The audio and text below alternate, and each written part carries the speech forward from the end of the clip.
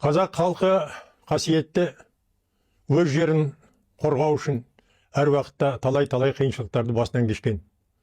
Осы аласапыран заманда, кешегі аштық уақытта, немесе Ұлы Отан соғысының екінші дүниежүзілік соғыста біздің жастарымыздың бойында сол еліне деген сол кездегі бір одақ болғанменен де әрбір сол одақтың құрамдас бөлігі есебінде Қазақстан халқы да Ұлы Отан соғысына қатынасып өзінің ерлігіменен көптеген мемлекеттің арасында, сенген мемлекеттердің арасында алғашқылардың бірі болып, өзінің ерлігіменен, қайсарлығыменен көрінді. Осының өзінің ойлап қарасақ, немесе кешегі қантөгіс аштық заманда біріне бірі шабуыл жасап, жерін енді моңғолдарменен немесе түріктерменен, сондай-ақ қалмақтарменен соғыстарда өзінің елін қорғаған жігіттердің бойын көрсек, сойын көрсек, қазіргі жастарменен салыстырғанда өте ерекшелікті байқаймыз.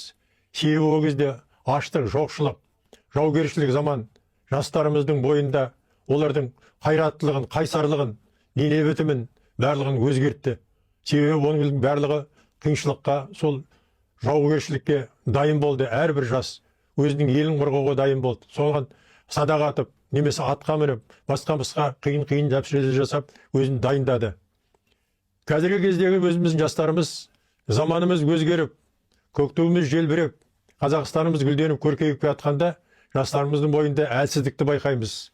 Олардың бойы да, сойы да, дене бітімі де ерекше төмендеп баратқан секілді. Бұның өзі сайып келгенде, сол неге біздің жастарымыз осындай әлсіздікке бой ұрып баратыр, немесе басқа да өздерінің ойларына келген теріс ағымдарға өте ерте, еліктеп, соған беріліп бара жатыр деген ой толғандырады. Соның ішінде мынау біздің колледждер бар, университеттер, мектептер бар. Осыларда еңбек сабақтарын өткізу.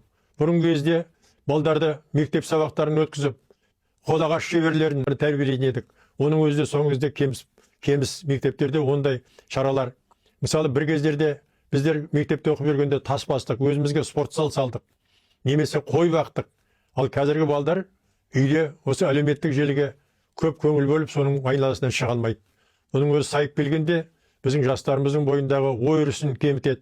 Олардың әлсіздігі, бойының әлсіздігі, денесінің әлсіздігі, осының бәрі сайып келгенде, болашақта біздің халқымыздың рухани әлсіреуіне әкеліп соғады деген тұжырым бар.